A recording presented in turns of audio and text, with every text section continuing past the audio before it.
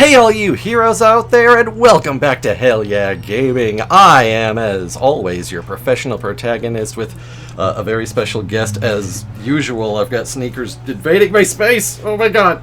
No. Hi, Sneakers. I love you too, puppy. Yes, you're my favorite. You're my favorite little furball.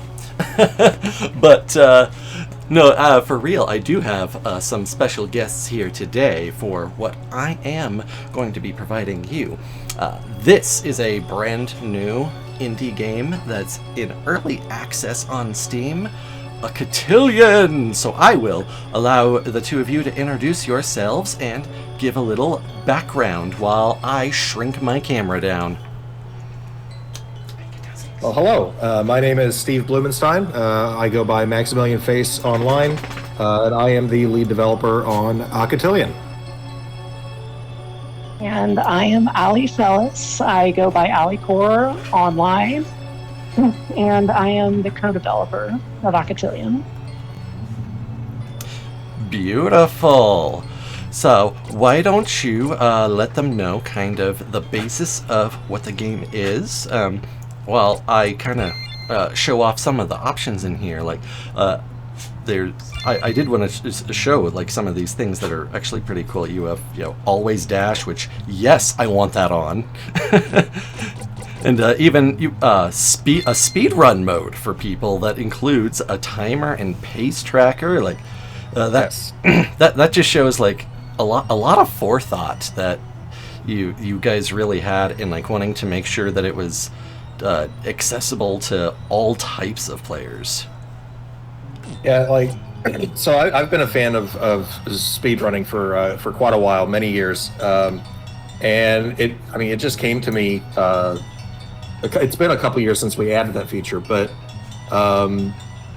like, I eventually want to see this game on like a Games Done Quick or an RPG Limit Break or something like that, and like having those options available for speedrunning specifically, I thought was a really nice thing to have. Getting it to work was definitely an adventure in itself, but yeah, I think it turned out pretty well. Yeah, that's the speedrun mode. Absolutely awesome. Oh, and my face is kind of covering it up right now, but this does say early access version 0.8.3, and I know you have a new build that you're trying to update today, but Steam's giving you some issues.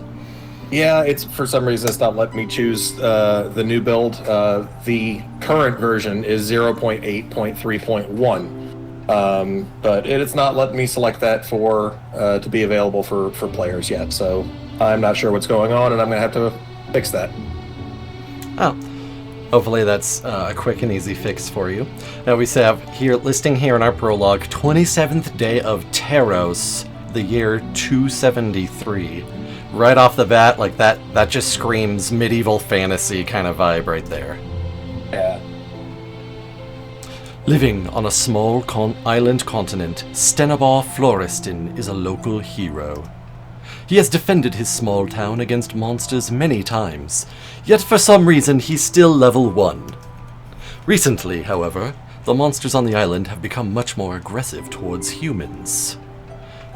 Stenabor has been asked by the Count of Newham to venture out and find the source of the change in the monsters.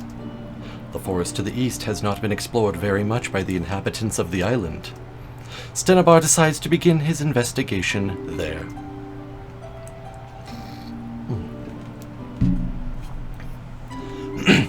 So, nice little setting the scene right there. I think it's pretty obvious who this character is supposed to be in relation to Stenabor, since they share a last name and she starts with honey. Get up, I have breakfast ready. Yep. And thus we see the first of our party of protagonists, Stenabor Florestan. I'll be right there.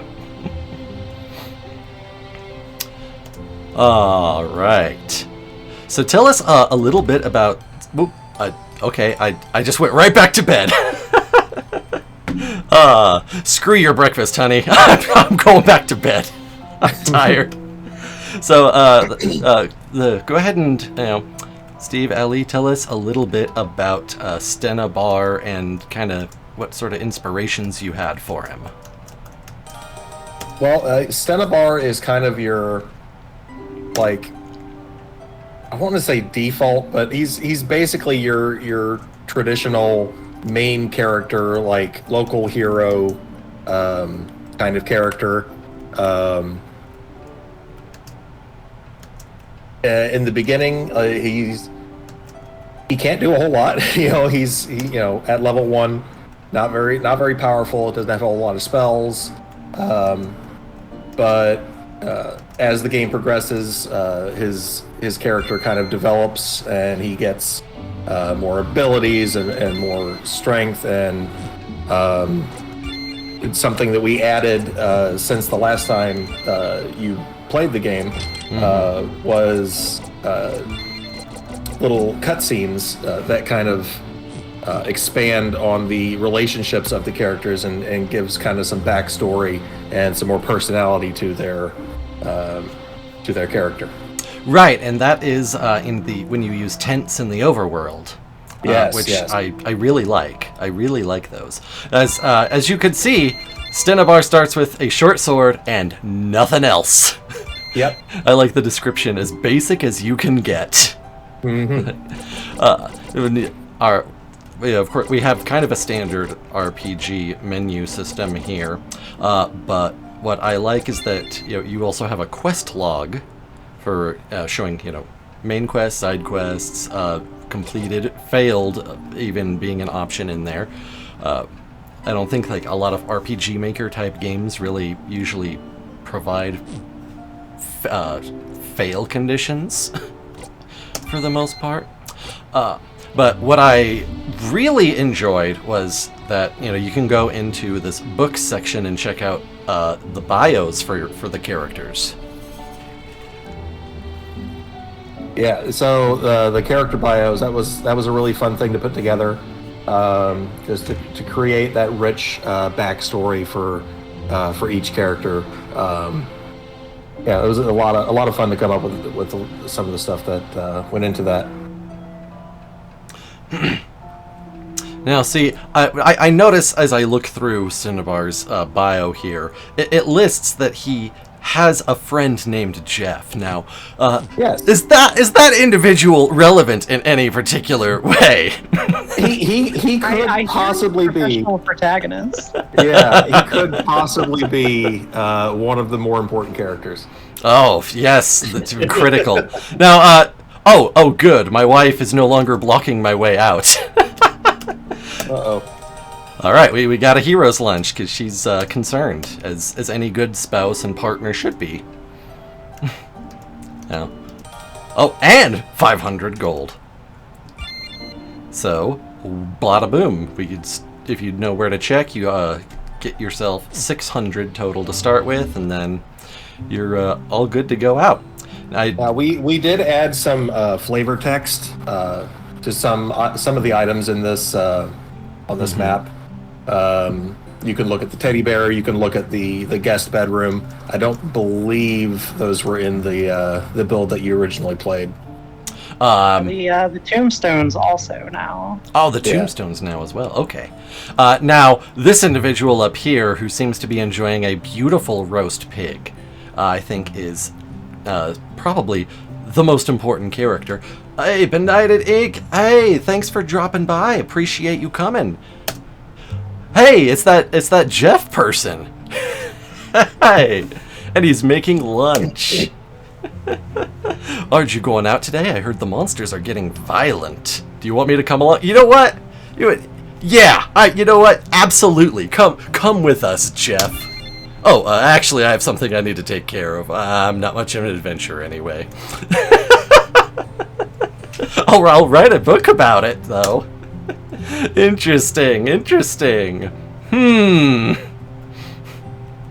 And thus, I think we've seen everything we need to see. So, thank you all for dropping by. Will this be the last you see of Jeff, or will it not?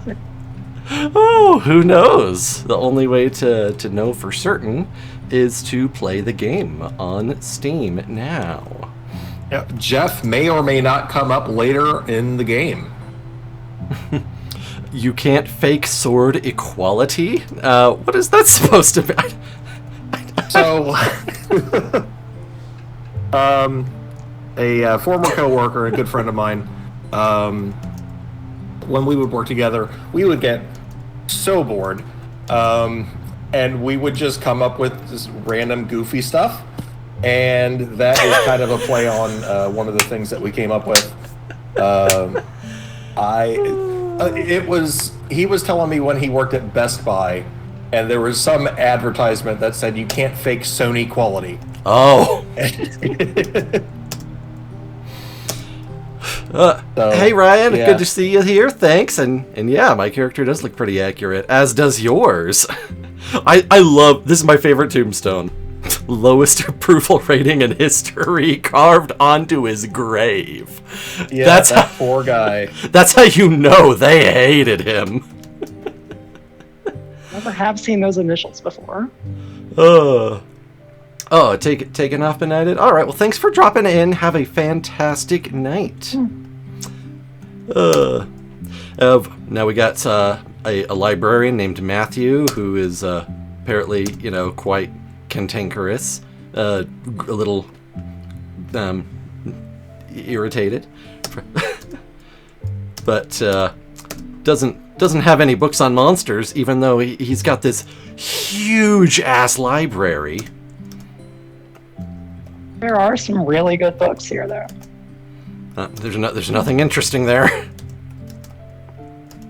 Now, if I remember correctly, you guys were going to be adding like actual books to read through here. Yeah, there we go. Yeah. As of right now, there's just I think 3 or 4 that are down in the front row. Yeah, so there's 4 here. There's like 1 or 2 more later on in the game.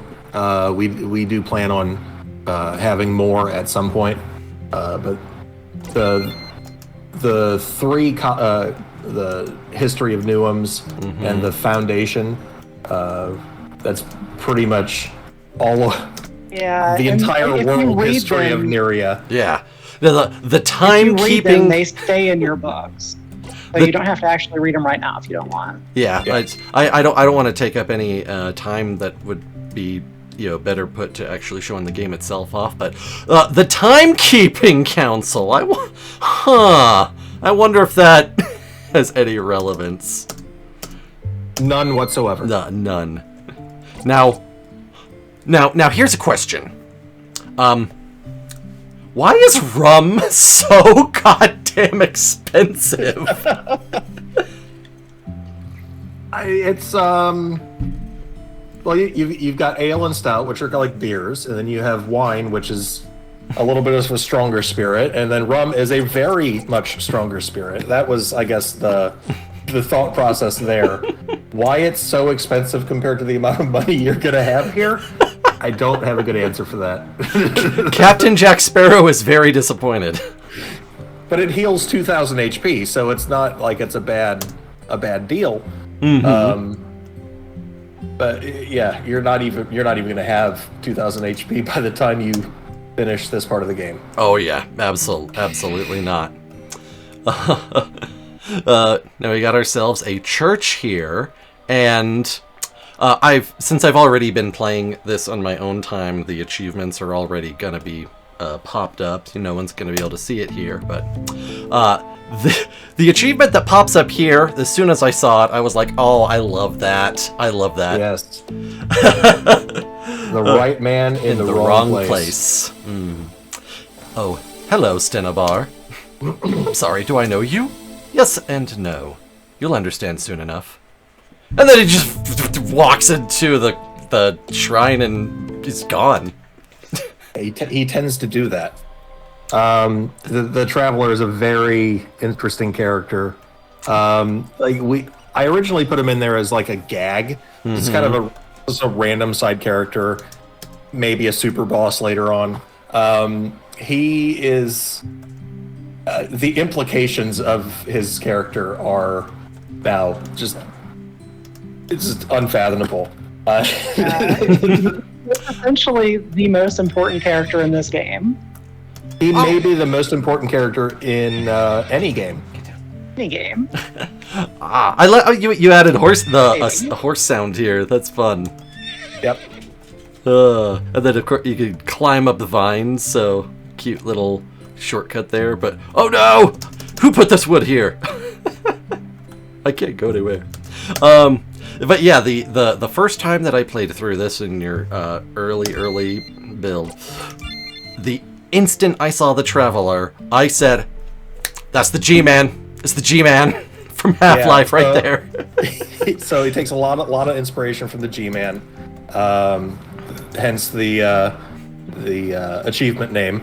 Also takes a lot of inspiration from like Sans Undertale, just like walking through walls and like just behaving very strangely. And like I said, he was meant to just be kind of a gag side character, and he became so much more. And the fact that we were able to tie it into the lore and make it make sense, like once you get further along, you know, you'll see a lot of that comes. A lot of his story becomes more clear in the late game, like the very late game. And the if you go and into the new game inn, plus. just a quick tip: if you go into the inn, there is actually another, I think, 300 gold in the lower left corner of the inn. That was there in the early build that you played. I don't think you ever found it. Oh, interesting. Okay. Now, here we encounter my first major complaint, and I'm sorry to say this, guys, but who the hell locks their doors in an RPG? People who don't have interiors to their houses yet. Like you're that's the only way to really say it. You go into every building and ransack everyone's belongings, and they are happy for you to do it. That's how that goes.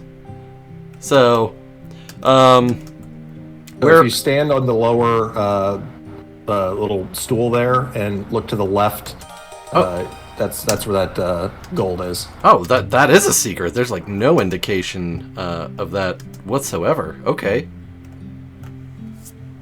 Well, I don't know how anyone is supposed to figure that out on their own, but now you have this friendly little guide. Yeah, and like since you've played it, like I've seen several people play, no one has ever found that. So I just can't imagine why. Yeah. All right, so we got our first encounter here, just fighting an orc. He guarded, so the damage was little. Did you get your armor? Oh yeah, I got my armor for sure. Okay. For sure. Now Another thing is, if you talk to the armor and weapon shopkeepers from the side, they'll actually have banter. Back and forth. Yeah. A lot of people miss that. I think I do remember that from my first go through. Now, hey, ow, that's not nice. No, you don't double hit me. I smack you. And I believe you have to have tutorials turned on in the settings. But you can talk to the weapon vendor, and he will actually spar with you. That's a nice, safe way to gain XP early in the game. If for some reason you're having trouble with the prologue. Yes. Technically, get infinite potions too. I think. Yeah, he gives a potion to the it's a victor. little bit of a grind if you do it. But Oh, these mountain goats. Yeah. these guys are brutal. The mountain goats can be very brutal when you encounter 3 of them at once. Yes. Those are supposed to be extraordinarily rare, and for whatever reason, like they seem to be like the most common enemy set on the map. Because of course. Yeah, I tend to have extreme luck either one way or the other when I play this. Like, you know, I was telling you earlier this morning, Allie, about a certain attack that's not supposed to happen that often. Brutalized me so bad. Yeah, and we made a bunch of changes to that chapter. Yeah, specifically because of that. Like 90% of this update that I'm trying to get live may or may not be adding tons and tons of loot to that area and a bed that you can sleep in.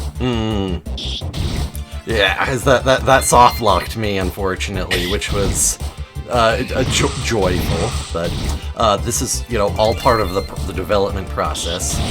Yeah.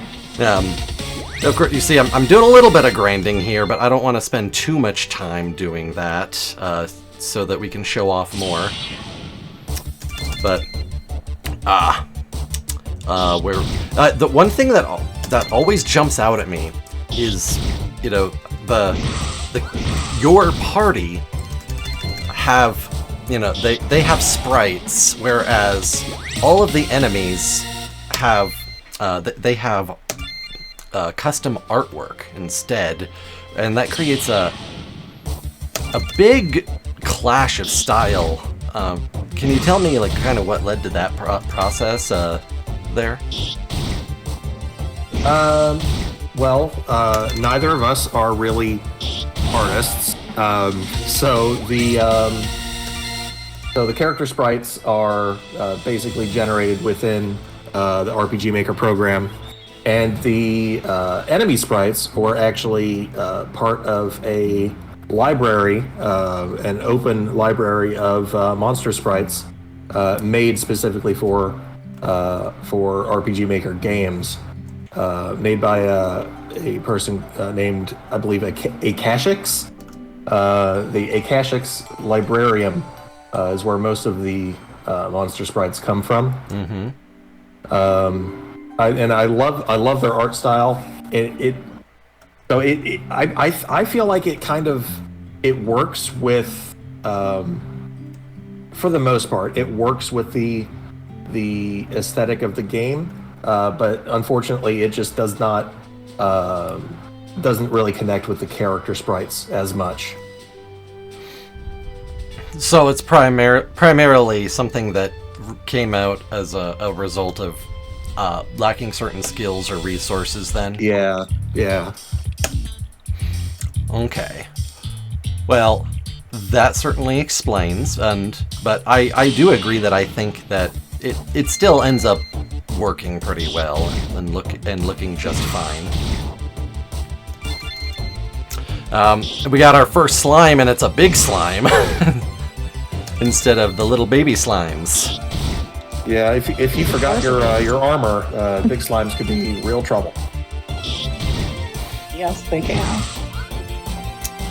And I think they used to be harder in earlier versions of the game. Yeah, in the original build, they've definitely been nerfed since then. Yeah. There have been speed runs ended by these slimes. The speed runs ended 45 seconds in because you ran into a slime. Aw, dip. Wouldn't happen now, most likely, at least. But yeah, back then the slimes were absolutely deadly. As they should be. Slimes are second only to goblins on the tier list of the greatest monsters of all time.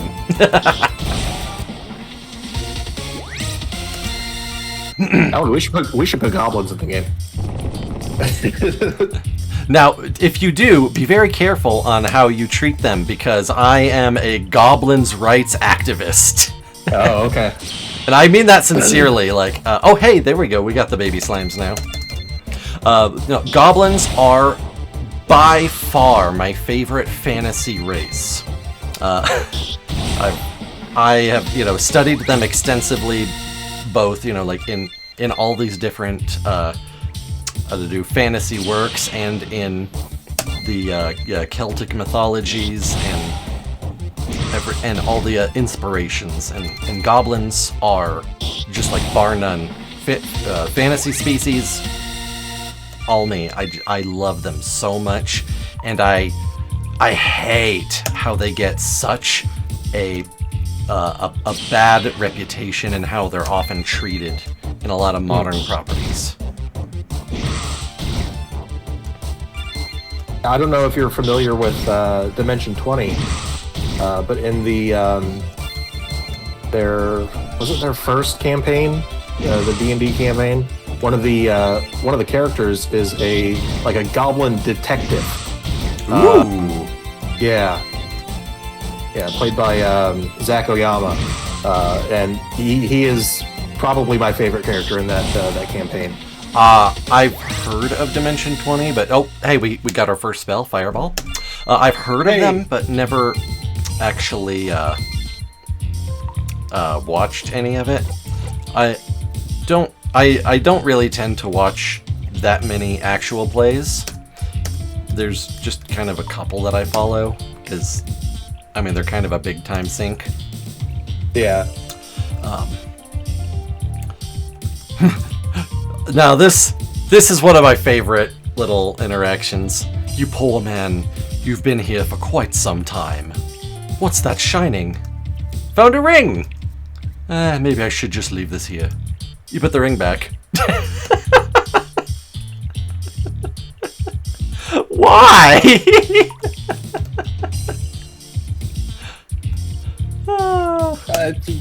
Out of respect for the skeleton. Respect the dead. Respect the dead. Oh, so now... It never happens again for the rest of the game. Yeah! Now, here's... From now on, there will be no more respect for the dead. No. Especially when they're the living dead, then there's a distinct lack of respect, a very disrespect. Yes. Here's where things kind of, start taking their turn here. We got a weird door that's like kind of metal and strange here in the deep lava. It opens up like a machine, and oh my gosh, what is this? What we got tubes with animals suspended in them. We got whiteboards, we got pipes and computers, and what? Also, I love the wrecked teddy bear on this conveyor in the top right. Like, why is there a torn up teddy bear in all this? I don't remember. It has been 8 years since I made this scene. I don't remember why there's a teddy bear. Well, maybe it's maybe our mystery villain here just likes teddy bears. I can tell you that little basket in kind of the lower center of the room, that is a debug item. Yeah, so if certain switches are turned on, which you can really only do from the debug menu, you can actually walk around in this room and access certain things from that little basket. Oh, okay, interesting. That's a fun little behind-the-scenes bit. Right as I get samurai jacked. Well, I don't remember if I made a joke like that originally, but yep, You did. I did. That was the. I think that was the title card. Oh, yeah. yeah. I did get put Samurai Jack in the first thumbnail, didn't I? But right there, you start out thinking that this is a classic medieval fantasy. It turns out that it is a fantasy sci-fi mishmash. Yes. And well, we're back home. Welcome to Newham. 1,000 years later. Far from his family, Stenabar is lost in a place that is somewhat familiar, yet completely different from what he knows as home. How will our hero ever get back to his family? Got to get back to the past, Samurai Jack. Washak! And we will go ahead and save file 3. Ignore that there's 2 other save files here. One was testing something out and reloading some things. I think looking for bugs and stuff. Chapter 1, The Threat in the East. Yeah, well, we gave you 30 save files for a reason. 31, technically. We're the same year the Stennabar came from, but a different date. Young mage named Alicia Morvis. A day like any other. Aw, where is brother? Here we are! Now we're a completely different character. In a different part of the world. Boom, 300 gold.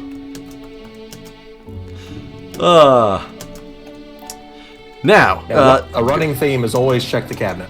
Oh yeah, always check the cabinet for sure. Now, I asked about, for what was your inspirations with Stennabar. Now you got to do the same thing here with Alicia. As little bro Byron talks to us. Alicia, similarly to like how Stennabar is kind of like your main like basic, kind of like stereotypical hero. Alicia kind of fits that bill for a mage. Now later on, I obviously don't want to spoil anything for people that haven't seen it, but now later on they actually are able to work together. I'm not going to divulge anything further than that, but Can I just say real quick, I did not know you could get behind that tree. I was actually just about to say that perhaps in a future build you should hide a little secret down here, an extra item or something. Yeah. Or have the travelers like sticking out of the corner here. You see the back of his head right there from behind the tree.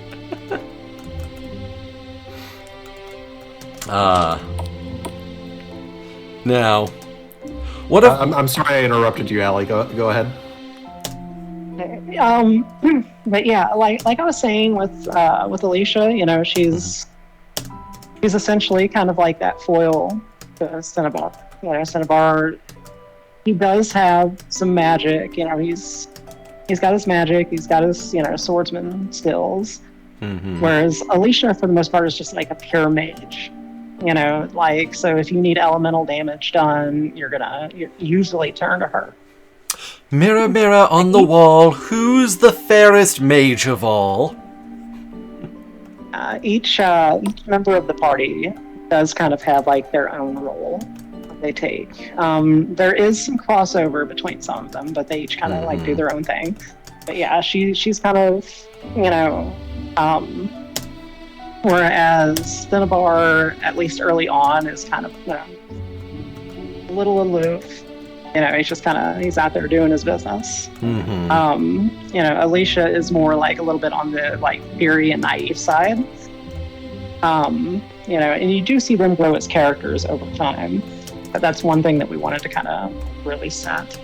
I also see Alicia as a lot more outgoing too. Just a lot more openly friendly and extroverted. Yeah, she's probably the third outgoing. You can probably figure out who the other two would be. That are fairly talkative, but for the stream's sake, we will not talk about them yet. Yeah, not till we get to them.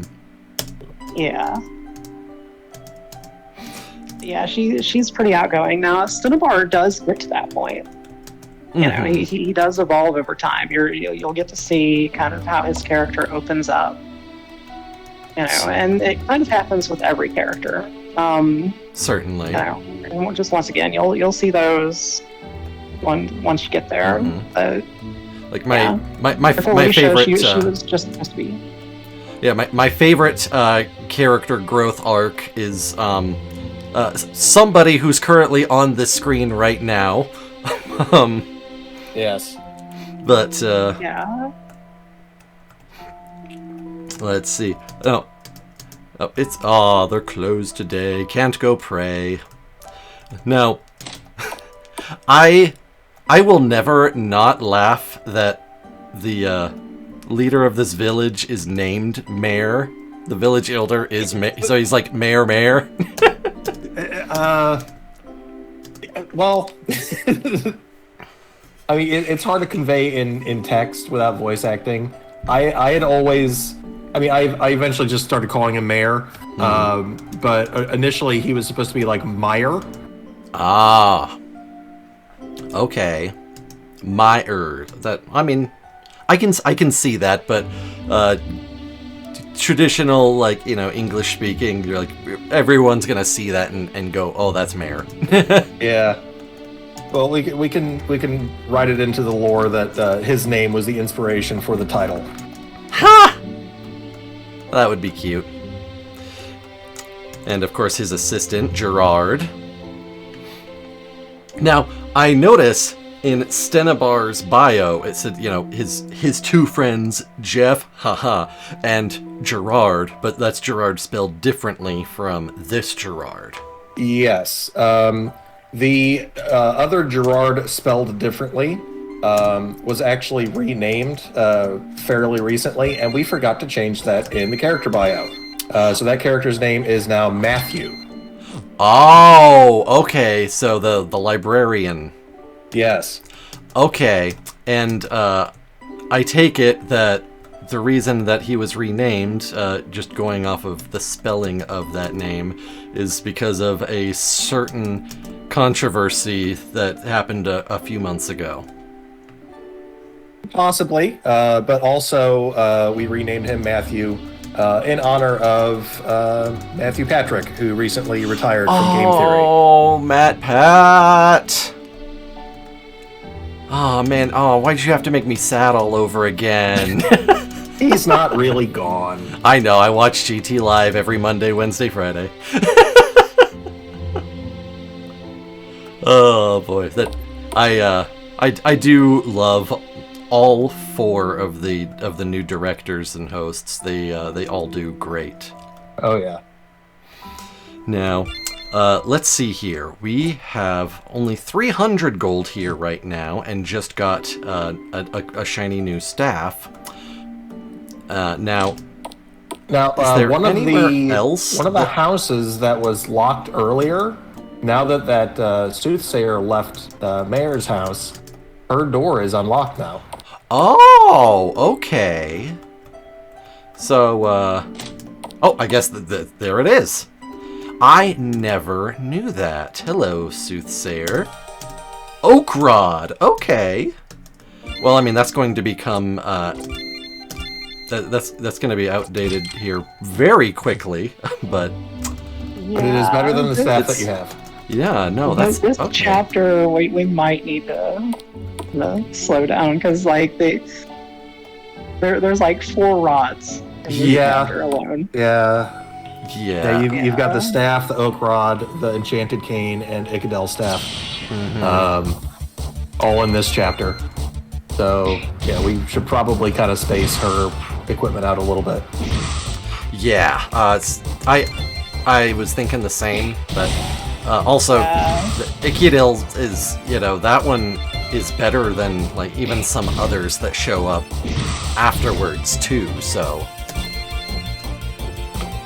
I was kind of surprised that like she gets a weapon that was so good so early. I saw that. I saw that. What'd you say? What? You. I saw that. So I think you missed that in the in that old build, because that has been there since I made this map. Oh, really? Yep. Okay. Then I must have missed that, yeah, because I don't remember. Like, and I even missed it on my my private playthrough as well. I didn't notice. So. Yeah, there's a lot of places in the early game where the traveler is just kind of visible off screen for like a frame or something like that. at the end of the prologue, as you're walking into the cave. He is up on the cliffside for, I think, a quarter of a second. If you walk to the top right corner of that cave, all the way off at the corner of the map, he's there. Once he's on screen, he'll disappear after, half a second or something like that. So he definitely pops up a lot in the early game, just out of reach. Okay. So yeah, it's very G-Man. Showing up and just out of sight in lots of places where you got to think to look for him. Yeah.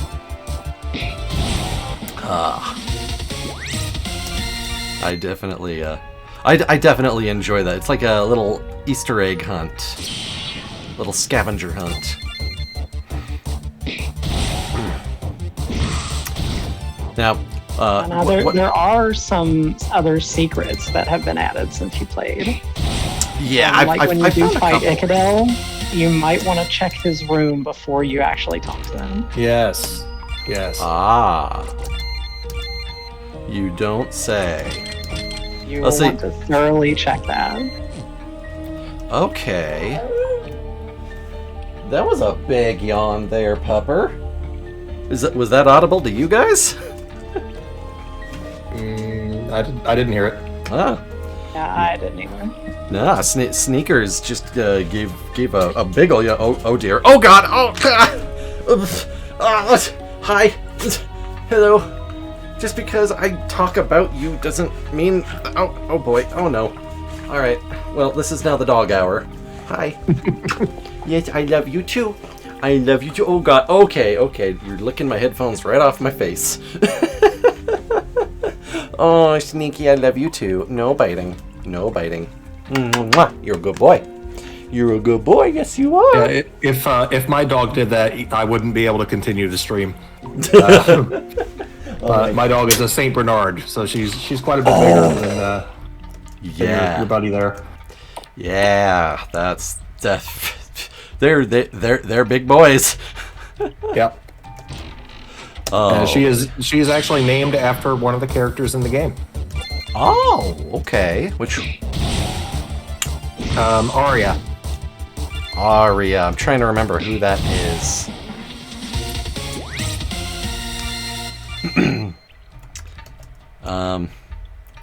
Now, one thing I'll say with Chapter 1 playing through Alicia's early game is that she feels like there's not really any need to use her magic, at least starting out, because there's not a measurable difference between that and her regular melee attack.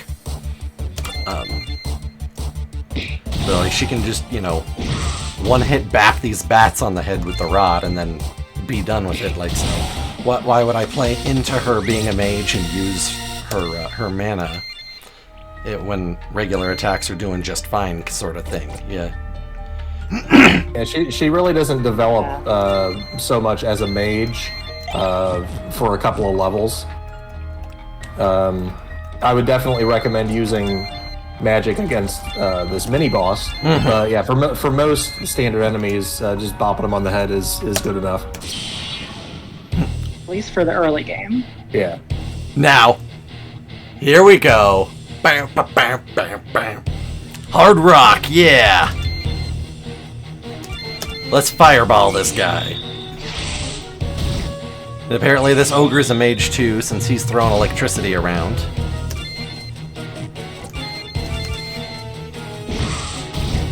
Ouchies.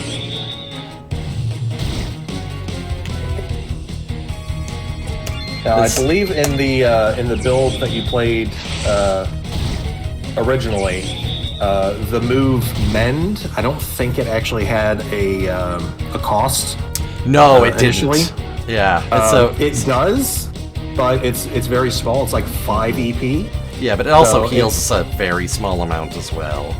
Yeah, but because it's so cheap, it is the most efficient way to heal outside of battle. Yeah, but yeah, in that early build, like you saying, it didn't have any cost, so I would just after a fight, I would just heal everybody at maximum just by spamming it. Yeah. And let's see, do I want to risk the? Yeah, I'm fine. Yeah, you're good, Alicia. You could take it. Look at that, standing there, 19 HP. All right. You are the champion. And now you can use bubbles. Alicia has evolved into Sailor Mercury. I don't know if you've ever come across this situation, but the characters that have the hero class, like Stenabar, if they have more than one HP, they cannot be killed in one hit. They have a passive effect that's similar to Sturdy from Pokemon. Okay. So if they have 2 or more hit points left, a single hit will not kill them. But if they're hit by a multiple hit move, that will still get through. Okay, interesting. The plaque above reads, "Find the 4 dragons. They alone can proceed." So, like, something else we did to this map when you were playing, the 4 dragons did not make a sound. Ah, yeah, I just heard that click. Yeah.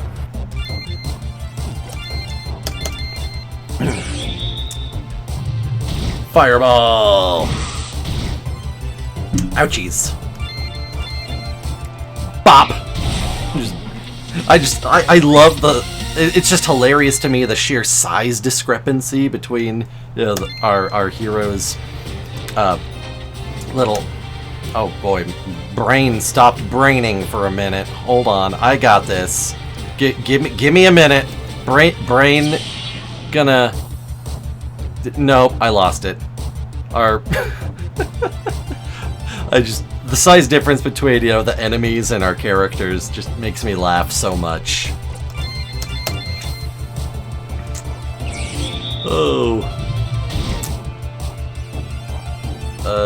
Sprites! That's what I was looking for! Brain thought have think good again. Ooh. Okay, can you stop guarding, please? There we go. At least he's giving you free hits. Yeah, yeah, that's good. But you're also wasting my mana! Click. There we go. Click. I think on the next floor we actually do have some hidden magic waters. Yeah, like near the center pillar, like that center cross pillar. I think that it's on the northwest side. There's a little bit of rubble if you interact with it. Northwest? You mean like Kim Kardashian's kid? Oh, kidding. Yeah, I think those are potions instead of magic waters.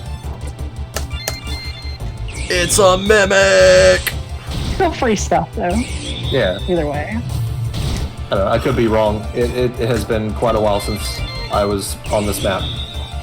Yeah, now one downside to tutorials being off is you miss out on those free magic waters, just like you miss out on the free potions and the Harsh chapter. Yeah, Jerred would also have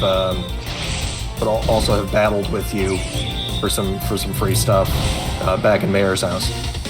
Okay. Well, speaking of, hey, Alicia, you keep having these little scuffles where you're just barely standing, and I am not taking any responsibility for that. That's all on you, Alicia. Do better.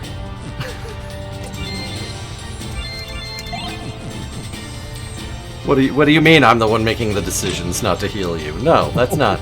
No, you need to be better.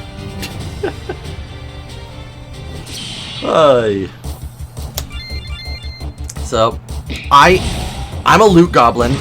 I see an item, I have to go for it. Which, it can get me into trouble. Like, if I'm playing, like an action game, and then an item is dropped and there's just still a bunch of enemies surrounding me, like, I will prioritize picking up whatever dropped over taking out the enemies that are around me still. That's just how my click-clack goblin shiny brain think. So, there is a particular chest that we're definitely not going to get to tonight. But a particular chest that is right there in the open, in a little spot in the overworld, a couple chapters in here, that Oh, yeah. you do not want to open as soon as you see it. You don't even want to walk in that house.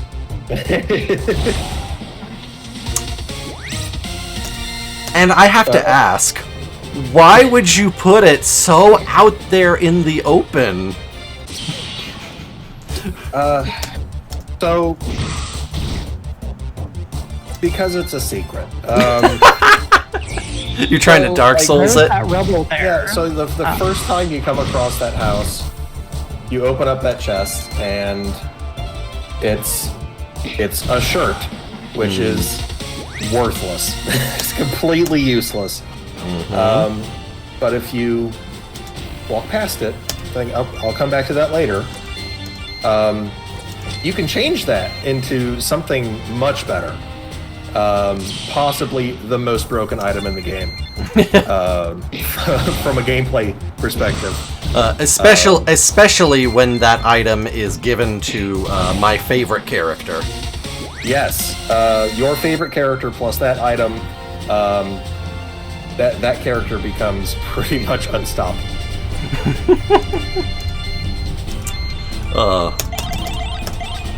Oh boy. Okay, so check around here before engaging with the bad guy. Yes.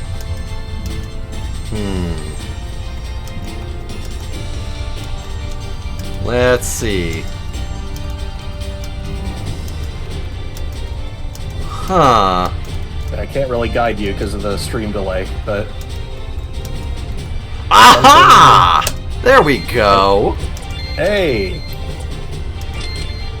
Oh. It's not... It won't get put on with Okay, for some reason Optimize isn't putting it on.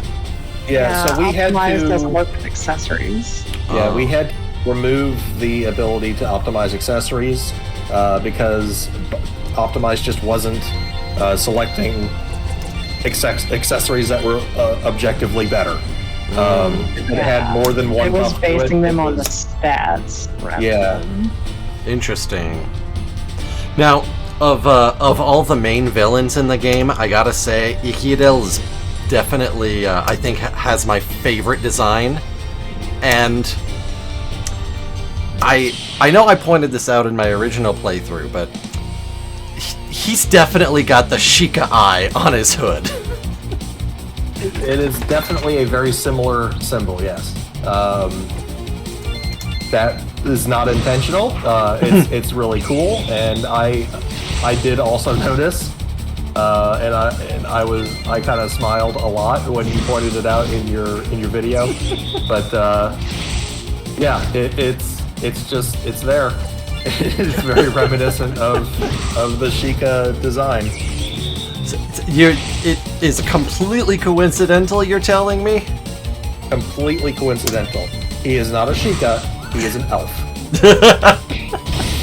A very angry, evil elf. Yes.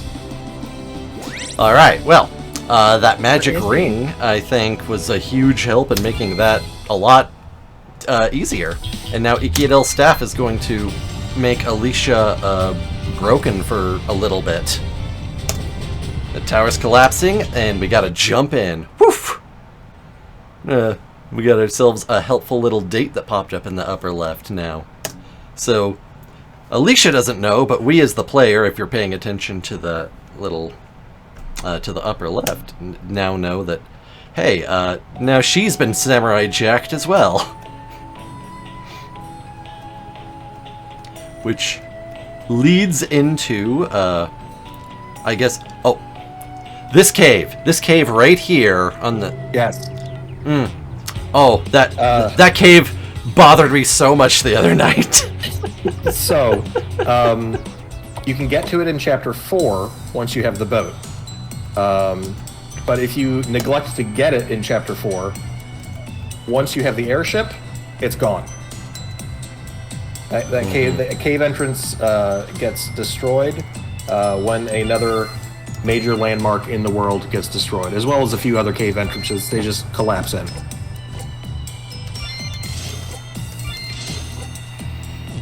Oh boy. Boop, boop, boop. There we go. Thank you very much, Mr. Weapon and Armor Salesman. Oh, something I was going to bring up earlier was...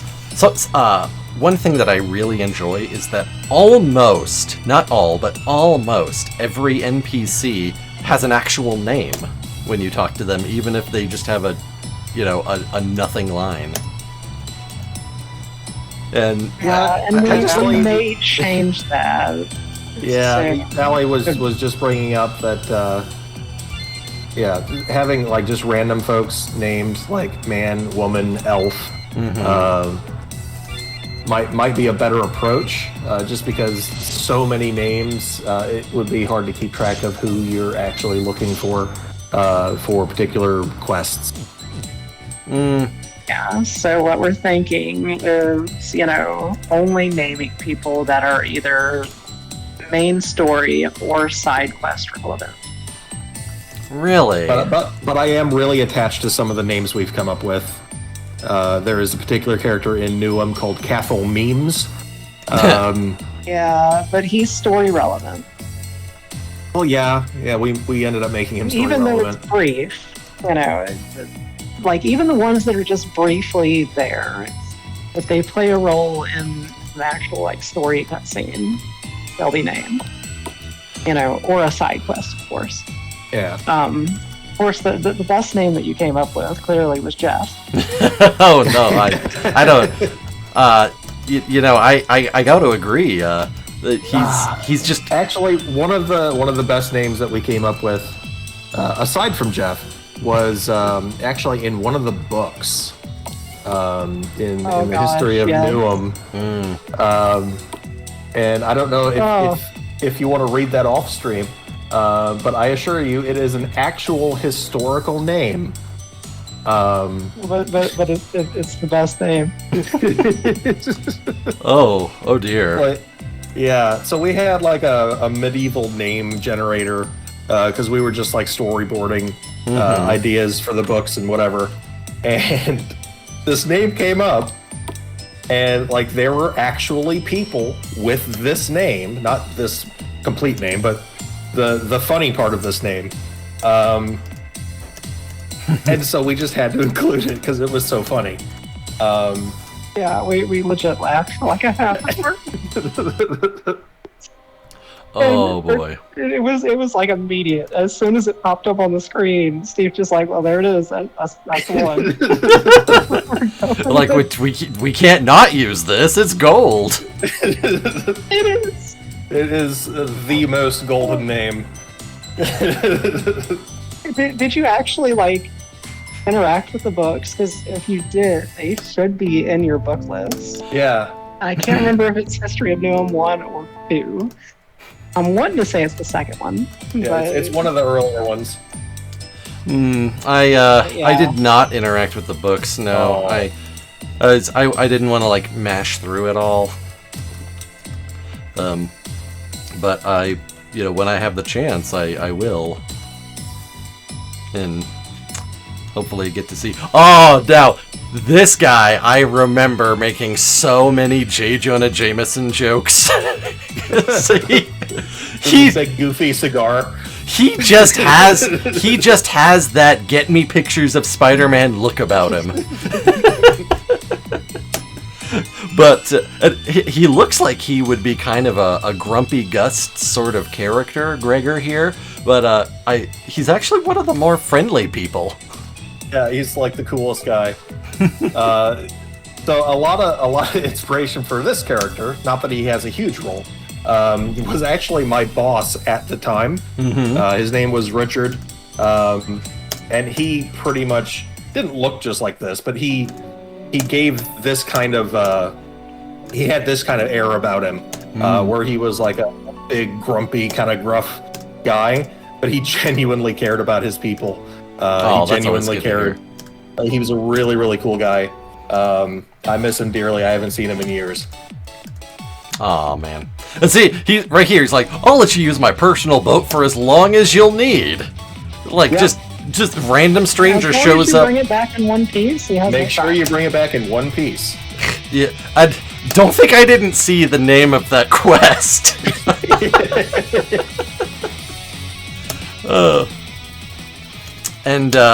So now we're ending this section, and we're about to get the introduction of another of our main protagonists, who I think is the single most unique character in the whole set. Appropriately, a strange one indeed. Now, I have to also say, until I went into the book section and looked at his bio, I didn't realize that John was a shortening of his full name. Yes. So, until I saw that, I thought it was just kind of like silly and ridiculous, but not like in the endearing sort of way, but in the cheesy kind of way. So, I think maybe just for this introductory crawl here for Chapter 2, put his full name in there. And then once you actually get into play and everyone's calling him John, it makes sense there. But John the Elf just sounds so... Yeah, so his name is Jean Eril, or however you pronounce that in Elvish. And there are a couple of characters in game that actually call him that. But yeah, it's mainly in the character bio where you would find that out. That's not a bad suggestion, honestly, by putting his full name in the opening introduction to Chapter 2. You will also notice that he is the shortest elf. Yes, he very small man. Only 3 inches taller than Alicia, who is herself quite a short woman. And then we have our Chad Stenabar standing like a whole head above either of them. No, but I love that John is the short nerdy guy with and he very much is a nerdy guy. Like he's the one who interacts with computers and does like the hacking and programming. But he is the barbarian. Nerd rage. He's the nerd-barian, as I've been calling him. This asshole. Third, I don't have time for you right now. Okay, F you too. Pretty much everyone in Galfalinor is a jerk to John. Because he is an elf with no magic, and how ridiculous is that? Like, you're an elf, and you have no magic, and in fact you get mad and hit things with an axe real hard? Please!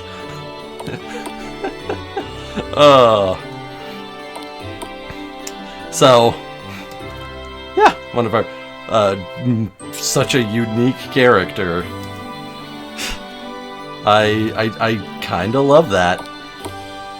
And of course, we'll go talk to our shopkeeper here, who just gives us a free axe, because apparently we already had it in transit from Amazon. Yeah, and actually, we had another player that didn't even realize that you could go to the weapon shop and get that free axe. Oh. So he just left town without a weapon. Oh no! So it turns out that if you don't have tutorials turned on, you never find out about the axe. Oh, well. Because Yanathanil reminds you about the axe. Yanathanil. I always pronounced it Yanathanil, but either way, I think sounds cool. Now, if we want to get that heavy armor for John, you got to do some grinding before you leave the forest. But you can afford that rusty shield, and that will do you quite well. Yes, it will. In fact, pretty much. I'll go ahead and do the rusty shield right now. But yeah, the heavy armor, like even the light armor is real good. That heavy armor, whoa, Nelly, that is so big.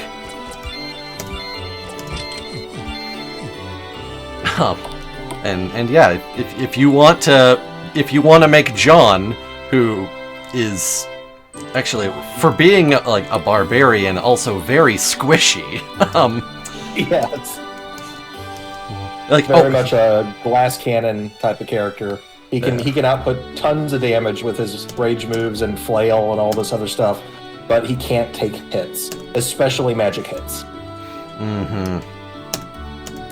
Having no magical aptitude whatsoever would make you pretty weak to magic damage in return, I guess. That certainly makes sense. I also love that his sprite here, like he's got like a little business suit and tie. Mm-hmm. Like when you think of like an elven village elder, that is not the first image that comes to mind, but he is a modern elf for the modern age. Exactly. But then we got this Yahoo right here, who's got like some sort of beret adjacent type hat. Whoa, sneakers. Whoa. No barks. No barky barks. Oh god. Oh jeez. Someone really wants attention right now. Okay, where's your toy? Where's your toy? Where's your toy, Sneakers? Go get a toy. Don't get dead. I won't be needing anything from this shop. Trying to go into the magic store and John's just like looking all indignant. He's like, why are you trying to make me go in there? Nope, Sneakers. The funny thing about that magic shop is the shopkeeper like really likes John and got him this awesome weapon that he won't find until much later in the game because he refuses to go into the magic shop. Oh, yes, I do remember that. Ooh. Oh, poor John, though, just like living amongst all these people who clearly have such disdain for him for no real reason. Yeah. John is, he's a character that I like to refer to as a turnkey. So I mean, you just set him and forget him. put him on rage mode, and then just sit back and let him do it. You don't have to interact with his gameplay at all after you put him in rage mode. 3 to 5 turns, and then you can have him back. Which I have to say, so that's another early game suggestion that I might have is don't give him rage at level 1, because when he's doing his section all by himself, let's see here, was there... Yeah, there we go. You do sometimes have to be kind of strategic with it to avoid getting into situations where oh no, I need to heal, I need to use an item, and you have zero control over John. Yes, that's a huge thing. Which, but I'm really more like kind of approaching it from when there's a party, just putting him on autopilot, I think is perfectly fine. You're working his auto attacks into your strategy, but when you're just starting out and he's the only character that he's the party of 1 right now, it's I see the strategic impact there, that you do have to think about that. However, it also means that you are not interacting with him and his mechanics. So I just think that maybe like level 3 or level 4, just to make sure that you're using him up at that point. Boom, magic defense with the barrier ring that the Traveler gives us. But, you know, that's just one guy's thoughts. Yeah, no, that's completely valid point. Yeah, I mean, yeah, it can be frustrating for a player who is not, you know, that familiar with John's mechanics, who is up against a really tough enemy. It's like, hey, let's go on autopilot, and then they just get completely destroyed because they can't stop him. Yeah, so that might be a change that we make then. Oh, hey, we got the upper hand, so I can go into rage without skipping a turn. Always like to get that fun little bit. All right, John, just annihilate this orc that's 50 times your size. Boom, level 3. Now, I have been meaning to ask. So you did the YouTube series up through chapter 10, and then you did do, it was like a 1 or 2 hour live stream of chapter 11. Did you play any after the live stream? So unfortunately I did not, and I had intended to do an all-day stream for that, but things came up with my son, which obviously is always going to take the precedent. Oh yeah, sure. And just once that had happened, I don't know, something was just kind of preventing me from going back to it and finishing it all. Like I wanted to do it on stream, but I also couldn't fit it in anymore with the rest of the scheduling. But I also wanted to make sure that you guys had a chance to more fully develop that. Yeah, and like Allie has said before, like chapter 11's pretty fragile, even in its current state. Even more so back then. You were pretty much on rails, and if you veered too far away from the set path, things got kind of broken. So, yeah, that might be for the best. I'm sorry you didn't get to experience that portion of the game, but yeah, I think you'll enjoy what we have in chapter 11. Yeah. Even though it's still not finished, there's a lot more to it now. A few quests that I am very proud of, like dungeon designs. Yeah, there's a lot to love in that portion of the game. I was really looking forward to it for sure. Dang it. This bit of the forest here always throws me off when I go through it. Like, dang it, which way am I going? So you can actually, the waterfall portion is a little confusing. The later portion of the forest that kind of loops around is a big maze. You can actually climb the vines. Yeah, I pointed that out to Allie. Was it yesterday? I think. And I was like, I think I found a bug because the vines are count as climbable, and now I'm off the map. Yeah, so you can kind of walk around the treetop area. There's nothing to find up there, but it can serve as a bit of a shortcut. Yeah, but still get inundated with all of the random encounters while you're up there, though. Yeah. Now, there we go. Doo-doo-doo. And, of course, I see a chest, which means I have to loot Goblin. Let's see, are we at the point where I can kill these slimes with... Nope. Can't kill them with regular attacks yet.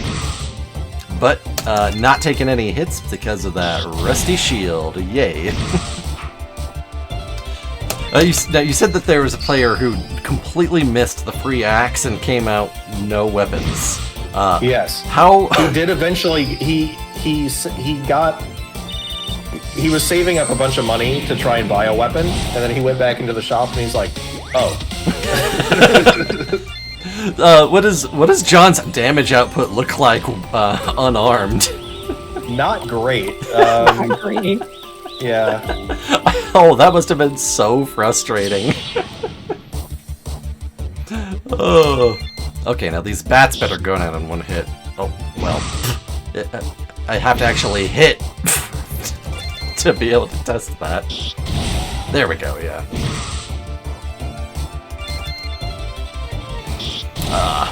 So how have you found balancing all the actual numbers that get calculated for all of these things?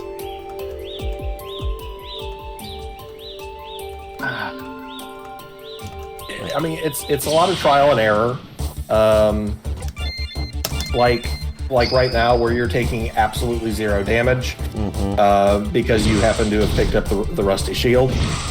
Allie was bringing it to me today that maybe we should kind of redo the damage formulas a little bit to make zero damage an impossibility. Yeah, I think that's fair. But now thinking about that, there are parts of the game where we want zero damage to happen. And changing that damage formula would kind of ruin that. Okay. Well, during those parts of the game, would you not be able to just go in and change the script so that, damage value equals 0? Possibly. The problem with going in and changing the base code in a game like this, like it might make one part of the game work exactly the way we want, but then it might break 10 other parts of the game. Yeah, cascade the code all over the place. Yeah. And haha! And I think you ran into some of that during your first playthrough. There was stuff that had worked fine for us for years that just broke on you because we had changed something else that was completely unrelated. It was just,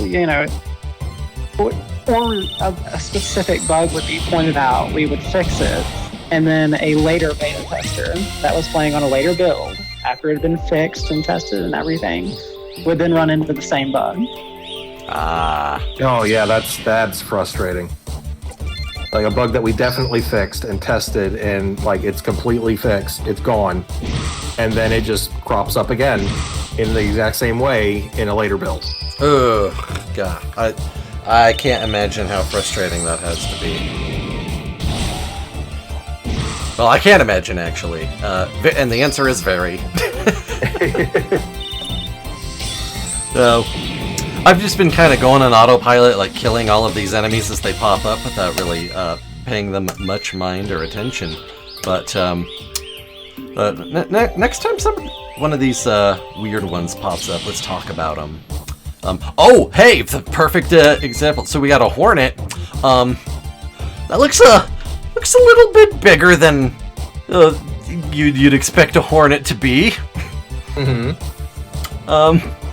Just a wee bit. And the problematic too. The forest is dangerous. I think right now, how shiny the stinger is. Very shiny. It sparkles. No, I think right now is the perfect time to show off the other aspect of John and how he is the nerdbarian and he can study enemies. Yeah. I don't remember if that was actually in the build that you played. It was. It was. It absolutely was. Yeah, I used it pretty. Yeah, it wasn't originally, but it was added later. I think it got added right before you got to Quadros. I definitely remember making liberal use of it. But yeah, so he's. I love that this thing's biggest weakness is magic, and it's against John. Yeah. Yeah, weak to fire and wind. It resists earth. Yeah, So- this is kind of a little bit of a relic of early development. Because originally that was a very low spawn rate enemy in both Cinnabar and Alicia's chapters, and they both get access to Fireball relatively early. Mm-hmm. Yeah. So even though they're relatively tough, you have something to deal with them. Oh no. And they do give good experience. Oh yeah. At the time that John's chapter was initially being made, just to fill out the enemies, it's like I came in to work on the game in this chapter. Even though they're more fleshed out now, like the first two chapters, the skeleton of them essentially was already made by Steve. And Sorry, I want to interrupt for you just a second. I apologize. I just had to interrupt real quick. I love that I got so lucky that it just kept using its poison attack that does 0 damage but inflicts poison status like 3 times in a row when I was already poisoned. Sorry, continue. I was just very happy that happened. Yeah, so like in the first couple areas, there were several reused enemies, and that's kind of where why you can run into a Horn Eater. Now we have added more enemies, like the gnarled root that you fought. The mountain goats were added later. Yeah. The little root things, the gnarled roots that you can fight here, those were added later. So we kind of tried to add some things in. Yeah, the Grickets as well. To kind of add a little bit more variety. Mm-hmm. But we did keep the things that were already placed in there. Yeah, unfortunately for John, sometimes that does include the Hornets. Luckily, the swarm of 8 hornets that was originally in this area, I believe we removed. Oh my God! Why did you? I'm pretty sure, I'm like 90% sure we removed that at some point. Yeah, I think so. And I think it was because you had me just play the game and I got destroyed. I think I remember. It was like the first or second enemy I ran into, and I'm just like, whoa. Oh man, that is evil. That's evil. Of course, Steve had to be like, how did you lose to those? Easiest enemies in the game. How could you? Good question. Next question. Oh. Now see, now we're getting to the point where like I wish I had the repel item to prevent the random encounters from cropping up. Just because going through this forest area is it takes a hot minute to get through here. Oh god, am I going backwards? Yeah, I'm going backwards. And those are only available, to my knowledge, in from one specific place in the game. I actually added them in a couple of additional areas. I think there's a couple of shops that are available in the early game now that have repellents. Well, the first place I remember encountering is the black market guy in the cave. Yeah. Which I think the item shop in Nomel sells repellents now. There we go. Okay, interesting. Interesting. Ooh. Climb up this vine right here to the top in this cave, and oh, looky over here, we got ourselves. Okay, well, once we get rid of these slimes, we got ourselves a good little item hidden up in the corner. Go ahead, get out of here, slime. And actually, I am going to change one more setting here just in the interest of trying to make sure that we can get through as much of this as possible. Battle animation, we're putting it there on max speed. Stash of items, heck yeah. And now, right next to this chest, looks like we have a smoldering campfire. Is that correct? Mm-hmm. So, the implication here being that I just raided somebody's supply chest? Yeah. Cool. Just wanted to make sure that I understood that right.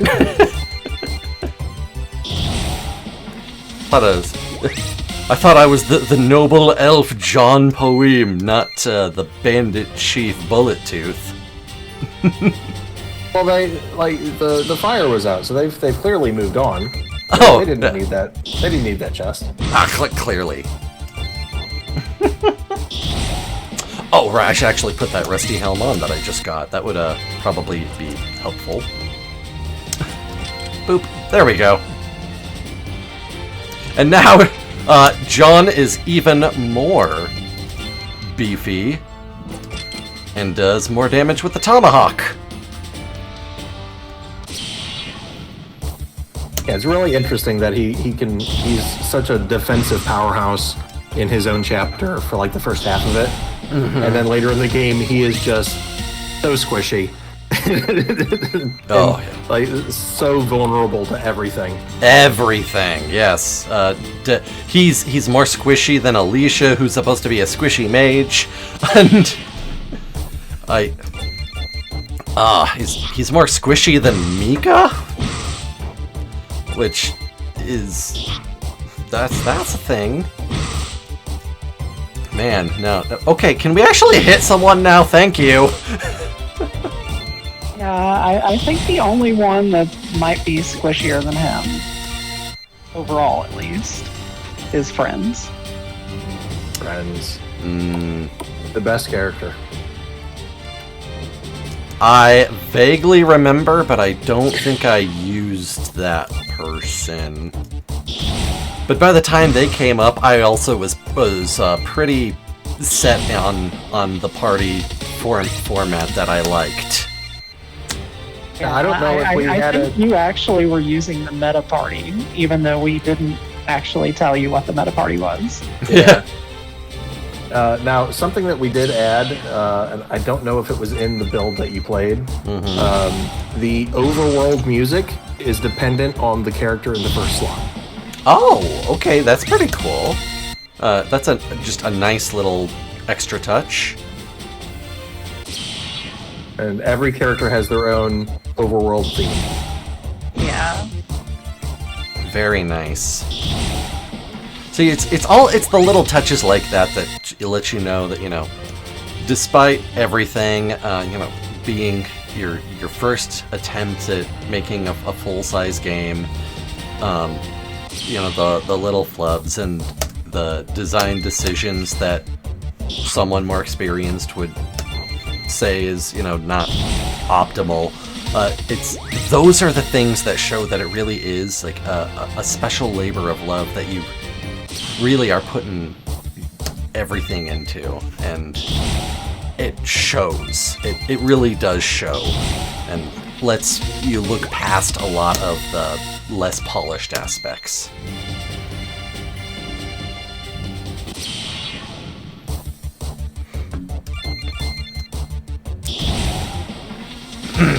And we got... Okay, someone popping in to offer a probe. Okay. No, thank you. No, thank you. Please do not try to request again. And goodbye. Now we got our giant bat. Massive bat. Huge Massive bat. And I've got some messages popping up that are...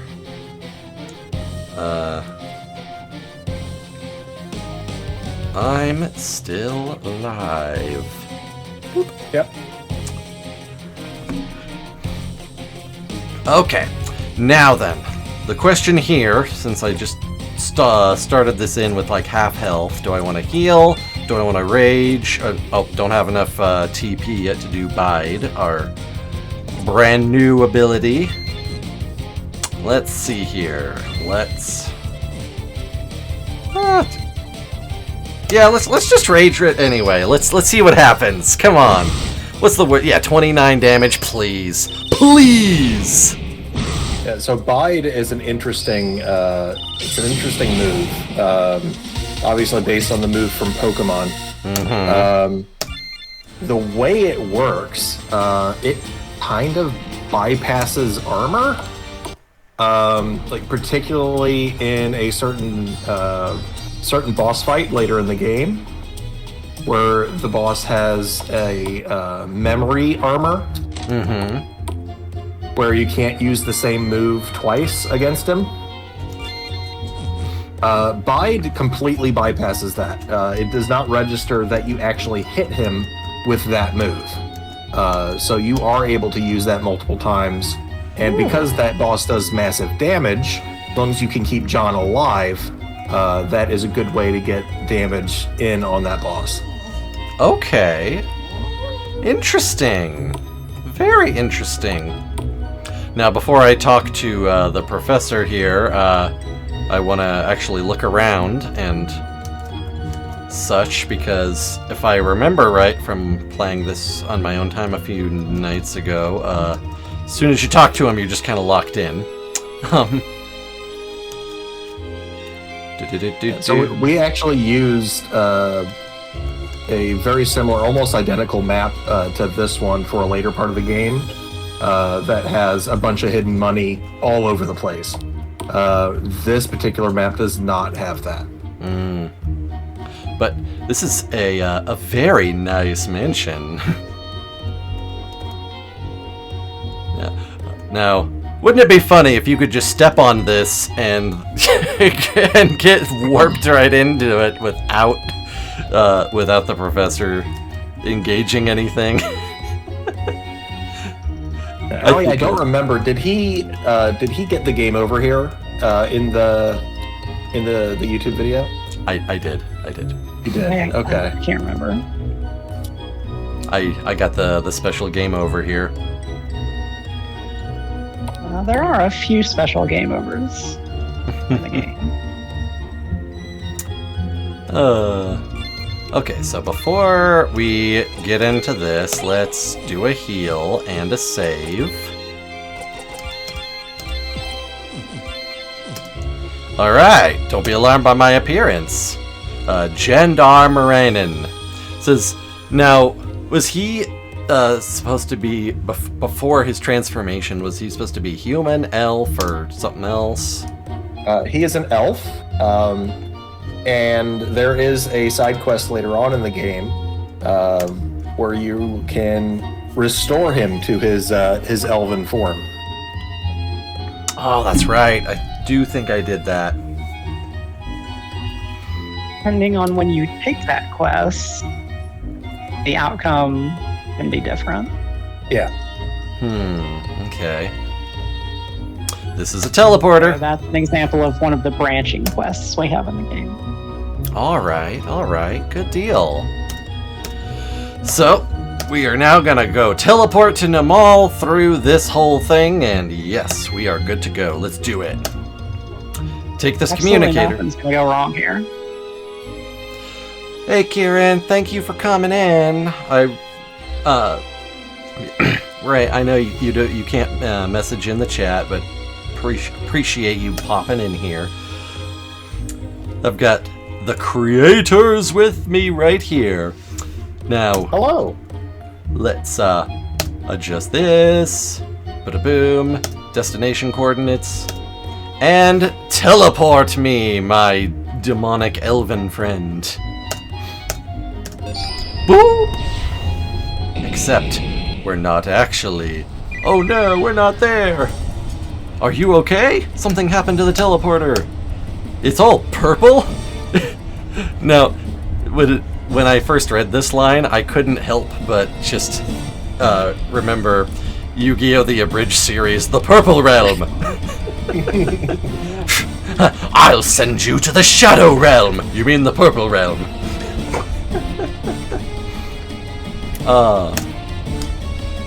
Okay. Yep. Location pulled up, so now we gotta fix our whole teleport situation.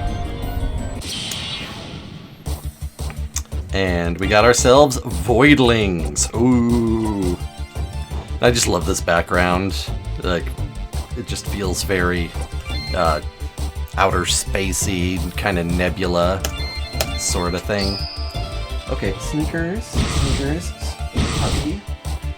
I love you too, but we need to not be jumping up on me right now. Alright, John, annihilate them! Yes, I love you too, Sneak. Alright. We got blue lever, which, of course, doesn't fit here. It has to fit in the other one. Voidling EX. This looks like the Sin Realm from the Adventures of Bible Man. I have never heard of that before. But that sounds fun? I guess? Alright. John is almost next level. Woo. And rage mode. Sneakers. Oh my gosh, no. Sneakers, you're pulling... You can't be pulling the guts out of this pillow that I'm sitting on. Oh my gosh. Seriously, dog? This pillow that I use as a cushion, he's just like... He chewed the corner and is ripping the stuffing out of it. Alright, put that blue lever on there. And throw the switch. Wrong lever!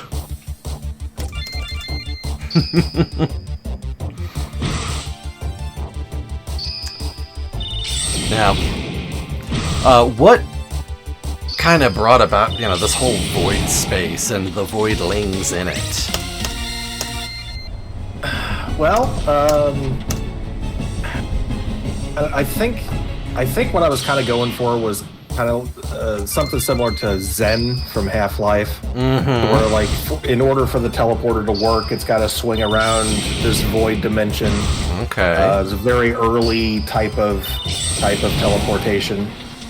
Later on in the game, they perfect the teleportation technology, and you're able to just directly zip from point to point. At this point in time, it's like an early experimental phase of the tech, and so having this secondary dimension to go through seemed to kind of fit that. Okay, cool. All right, now that you mention it, I can see the inspiration with Zen. And hey, since you're a fellow Half-Life fan, I don't know if you've seen, but on my YouTube channel, through Twitch too, I played Black Mesa, the Half-Life fan remake that got Valve's big stamp of approval. Yeah. I've been meaning to play Black Mesa since it came out. I've not gotten around to it. I've seen really good things about it, and heard really good things about it. I have not had a chance to get into it yet. I didn't want to spoil anything for myself, so forgive me. I haven't seen your streams or your videos on it. I don't think there's anything that you could be spoiled on if you already know Half-Life itself. Not so much story points of it, but like just how they've redesigned areas that were originally in this game from 1997, or was it 97 or 98 that Half-Life came out? 98. And really brought it into the modern age. I like seeing those design elements. I kind of wanted to experience them for myself first. I gotta say, oh geez, John's already, dip. Well, that was close. Yeah, there's that. There's the rage risk. Strategy. There's the risk of the using relying on the rage. I have to say, like, by far the absolute best design is how they changed up Zen, because Zen originally was very. It wasn't that long. It was very ugly and very samey everywhere. They completely changed Zen from like the ground up entirely, and very much for the better. It is absolutely beautiful. So we're gonna go ahead and use Bide now, and hope that John survives 3 turns. Which, oh, come on, hit me! There we go. And another 5. All right, boom! There's that Bide. Didn't do all that great since we didn't get all 3 hits in.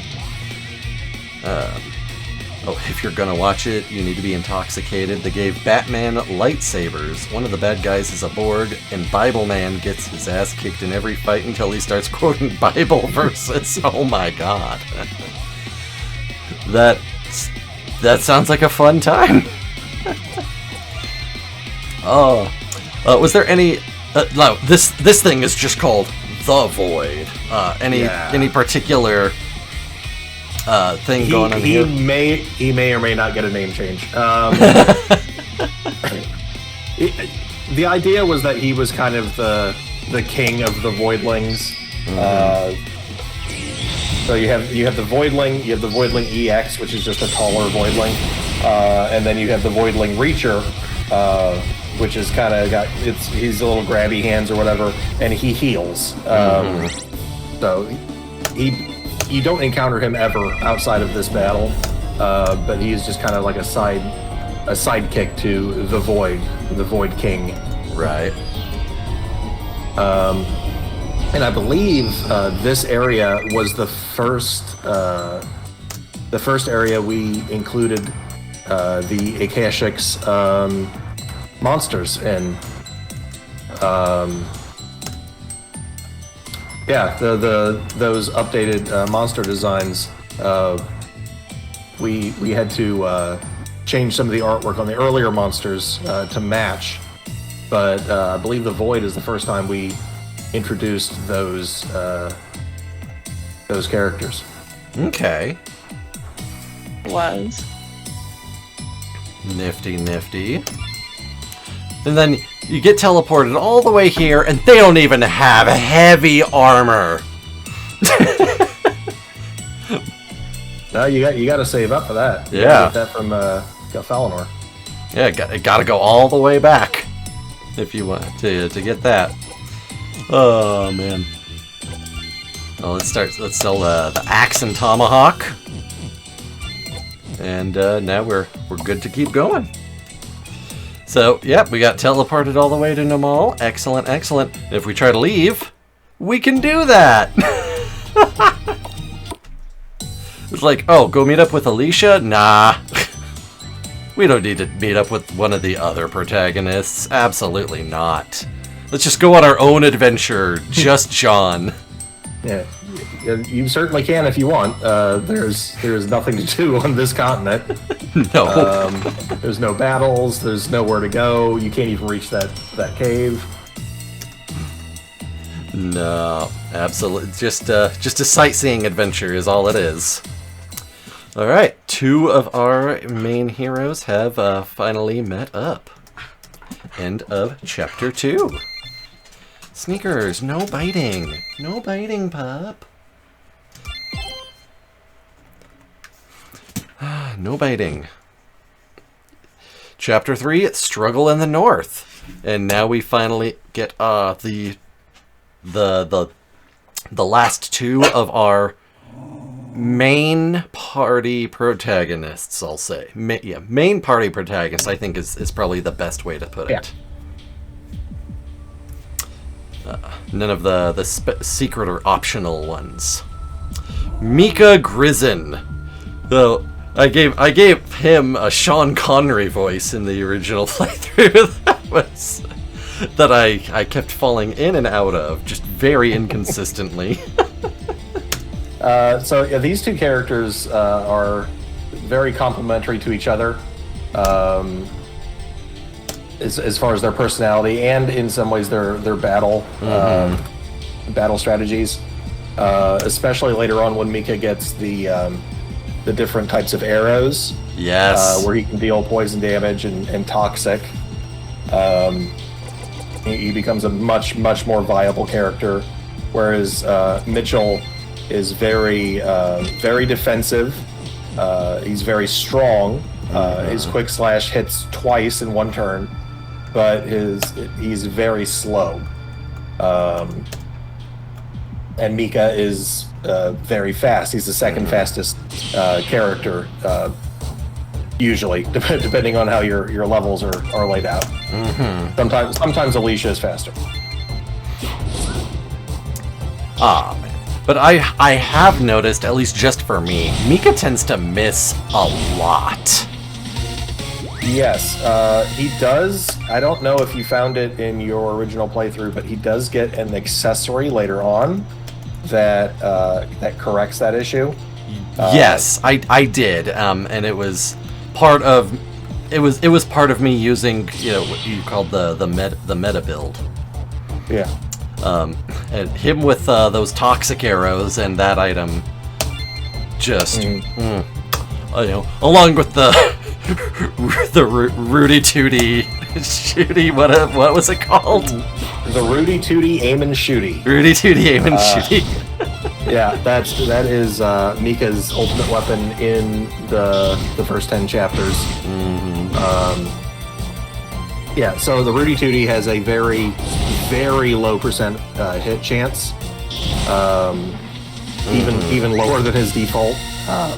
But the Sure Shot Ring makes it an extremely viable option for chapters 9 and 10. Yeah. That plus toxic arrows. Yeah. Now, I like that there is a character here who has an ammunition mechanic where you have he has. It's not just that he's a bow user and then just all of his attacks are bows, but you actually have to get ammunition for him to use. Yeah, and that was a pain to get working correctly. I remember we had to fix your save file when we implemented it because it broke so much. But yeah, I thought it just really made sense to have the archer have arrows. And be able to choose between different arrows as if they were different skills. Right. And I love that there's different types of arrows with different effects that he can get going through like that. Did that guard really just waste a fireball on a bandit that had 2 hit points? Yes. You stupid mother. Yes. So something I noticed as part of this engine during development, anytime a character is set to auto battle, like John is during Rage or like these guards are, they will more often than not go for the enemy with the lowest HP. Right. Regardless of the situation. And it's not always true, and I'm not sure what the logic is behind it. But they will almost always go for the lowest HP enemy, and in the case of these guards, they just go for whatever random moves they have in their inventory. Yeah. So, like, up until like level 4 or 5, whenever they get Fireball, they'll just attack. And then once they get Fireball, they will waste all of their EP before you get the Bullet Tooth. I could not find a good way to make that not happen. There was at one point, like, they had, if you got high enough level, they are the hero class, so they learn a heal spell at like level 7. Right. So if you get them up to level 7, they're really good for keeping Mika and Mitchell alive during the Bullet Tooth fight. Mm-hmm. But by that point, they're out of EP. Yeah. Because they've just been throwing fireballs at everything. Yeah, definitely a troublesome situation for sure. Now let's see, was there any item in any over here? Shkibidabap. Now, one thing that, since we were talking a minute ago about Mika and him having that unique ammunition mechanic, one thing that I always thought would have been, like, would be really cool, and just let me know if I'm remembering incorrectly, because it has been a few years. Oh, Sneakers is crying. Oh, poor puppy. You know, this is a time travel story, and we are presently, you know, in a future time. Yet most forms of combat are still like in that medieval fantasy type, like genre. We still have sword and shield going on around here, and bow and arrow for Mika. But I thought that it would be I thought that it would be at least interesting if somebody were to use, you know, a gun that you could also get different types of ammunition for, and have like magic bullets and whatnot. Yeah, I mean, I feel like the cultural evolution of the world of Neria never really got to the point where like gunpowder was a thing. It's because magic was a thing. So like yeah, we have high technology, we have robots, we have lasers, but like actually a gun that shoots bullets has never really been that much of a thing. Like, it's possible that would exist in that kind of a world, but I feel like in the time frame that this game takes place, that would not have developed as it did on Earth. Not even for people like, say, John, who don't have any magical aptitude and might be looking to borrow from Avatar, equalize the playing field. Yeah, and I don't feel like the world has had the world of Neria has had that kind of conflict to warrant the invention of such a device. Okay. Well, it was just a thought that I had. I thought could be pretty cool. Though my mind does go back to that black market salesman in the cave who has various grenades. Yeah. So, like, yeah, certainly explosives are a thing. I don't know. I might storyboard that and try and figure out how that would fit into the lore of Neria. With the grenades and stuff, it is with the most recent update, and obviously it's not live yet. You can kind of figure out where those grenades came from. Oh, really? You can find a stash of them somewhere. Somewhere. And yeah, the guards have used up all their EP at this point, so. Yep. Fun. Yeah, so they're at or close to the level where they would be helping you, healing you and stuff in battle, and they just can't now because they've burned through all of their EP. Oh man. Well, missed, but at least we recovered that arrow, so yay.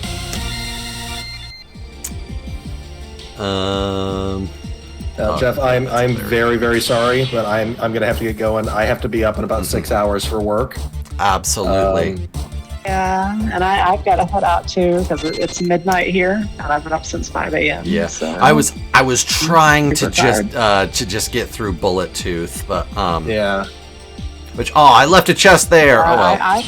I can make it through Bullet Tooth, assuming we don't have like a catastrophe there. Right? Yeah, that's where I was hoping to be able to, because that's more or less the end of the introduction for all the main characters. I want to say. Yeah. There's still another fight though that happens immediately after this, and you don't get a chance to save. True. It doesn't take too long though. It's like maybe 10 minutes. So, yep, they got their heal and their bubble now, which would be nice if they had the EP to use the heal. So, thus we have our bandit chief, Bullet Tooth, a very lovely young lady. And, of course, Mitchell, being a dwarf, has to speak in an unapproachably thick Scottish accent. Just has to be that way.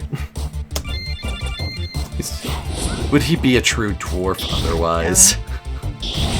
And the funny thing with him is it kind of changes. It's not consistent. Depending on the time that we were actually making the content. Because for a lot of it, we were kind of writing it ourselves. But then at some point we started like writing it in plain English and then putting it through a Scottish generator. And the stuff that went through the generator was just you cannot make sense of it. It's the heaviest, the thickest Scottish accent imaginable. So the lines of dialogue that are completely incomprehensible unless you were to like try and speak them aloud. Those were from the Scottish translator. Oh Lord. That's no, come on. Oh, okay. For some reason, wasn't able to target the lieutenants with Mika. I don't know what was going on with that, but okay. For some reason, it wasn't letting me target anyone other than Bullet Tooth. I don't know what was going on with that, but maybe I was touching another button. That I'm assuming is a bug. I thought it was just happening to me on some late game enemies, and I was thinking maybe it had been a design choice that I'd forgotten about. It could, you know what it could be? It could be the mouse cursor. So the game still accepts mouse input, but I have hidden the mouse cursor to just be a little bit more friendly for controller players. So if you were hovering over Bullet Tooth with the mouse and not realizing it might have just automatically chosen her. Okay. So I will have to, in the next update, disable mouse input entirely. Yeah, that I think that's exactly what it was. Once I moved my mouse around, that fixed it all. All right, take out. Yep, boom. Lieutenants are down, and now we just got Bullet Tooth left. Yeah, sure. Throw bubbles. Throw bubbles at her. Be Sailor Mercury. In the name of the moon, we shall punish you. Oh, hey! You actually used a heal. And Bullet Tooth down. With his last 10 EP. Yeah. Hey, it worked, right? So the bandits are down.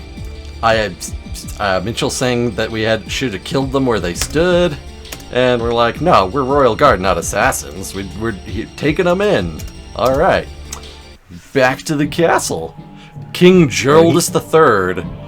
He had a very good reason for making that decision. This guy is as extra. You know. This guy is extra.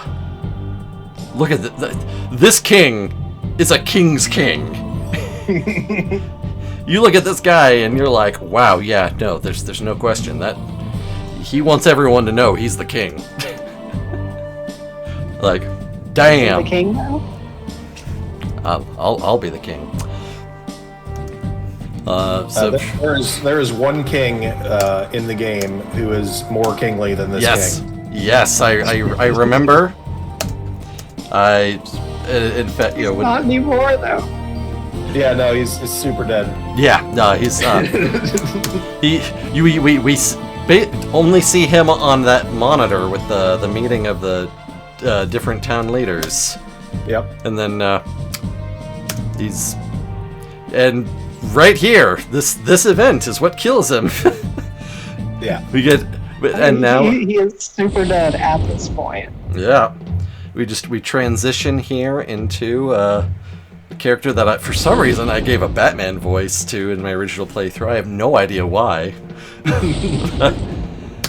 I remember how sorely disappointed you were, initially after this battle. Yeah. Yeah, Ryuro is such a badass character. Yeah. And he retroactively becomes so much more important as you play. Yes. Makes this part sting worse. So much. Doing another playthrough does make me. Oh, how dare you reduce my agility? Doing the this after going through the rest of the game definitely provides a much stronger emotional resonance here, which is kind of a good and a bad thing, really. Which, like, whenever you have a story that is based around time travel, there's always going to be that moment of realization there if it's done well, which I think that for the most part a lot of what you've done here is. Then we get to this whole situation, and yeah, no, I was definitely disappointed the first time, where I was like, no, I wanted this guy to continue being epic. Yep, and then they buried him, and you can visit his grave. Mm-hmm. All right. Well, let's do our heal. We'll just have to do one or two more heals. Hey, stop that! He doesn't have any items, right? Nope, he doesn't. And the saddest part is that at the time, Mika and Mitchell didn't even know Ryu's name. Mm-hmm. So his name is not on his grave. Yes, I did notice. The hero of Jinshire. And the people close to him do not know what happened to him. Yeah. One person in particular that was close to him, but you already know how I feel about that character. Well, I would say that the other two probably know what happened. Yeah, I think that they do. And they probably fill that other character in when they're interacting off to the side later on. Oh, okay, that's fair. There is one instance that Jeff has not seen involving Ryu. Oh, as a character. There is an additional scene, an additional time where you get to play as Ryu. Yeah. Oh, He okay. hasn't seen the any of the end-game stuff. So. Yeah. Okay, very interesting. Cool. So one item that we got off those bandits earlier, I wanted to bring up, is like, oh man, I was really hoping to be able to get to use it, was a tent. Yeah. So we could show off the tent. I think that adding in the special scenes with the tents was probably one of the absolute best decisions that you could have made. Like, I think that it adds so... Whoa, excuse me. I've burped and I got being attacked by a dog. I think it adds so much to the characterization and your ability to connect with them. Yeah, so the tent scenes were a lot of fun to write. A little bit less fun to implement correctly. I bet. Yeah. So the tent scenes actually change the environment based on where you use them in the overworld. So if you use them on a snowy patch, it's in a snowy area. If you use them in a forest, they're in a forest. But before we get any deeper, like let's set the baseline of what the tents actually do, what they are. So they are essentially a portable inn, but when you use them, it takes you to a little cutscene, and depending on where you're at in the story, the characters will have a little conversation, and there's a little bit of character development there, and like a little relationship building between the characters.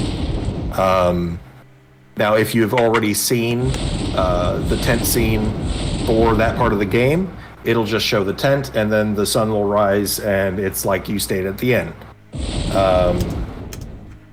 And like I said, very fun to write. There was a lot of story development for that. Less fun to implement because there were so many variables to take into account. But I think they turned out really well. We do need to add more of them for later parts of the game. But yeah, I think they're a really good touch for character development. Absolutely. And we may be adding scenes to ends as well. And I think that would be fantastic. And those should be a little bit easier to implement since, you know, we don't have to worry about like, okay, is it snowy here? Is it desert? Create all the different variables. You just you already have the inns themselves, so yeah, probably would be a lot easier for sure. A lot of EP on Mitchell. So I never really play with the animations turned up so fast. It just looks really silly to me. Yeah. All the different animations playing at like 3 times speed.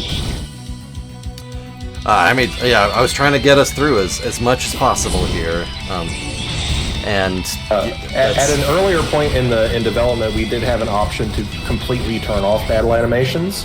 Mm-hmm. But when we changed the settings menu, that option, for whatever reason, just crashed the game. And honestly, it didn't work too well to begin with. Animations that would play outside of battle would just skip. It would mess up the timing on things. Certain sound effects wouldn't play.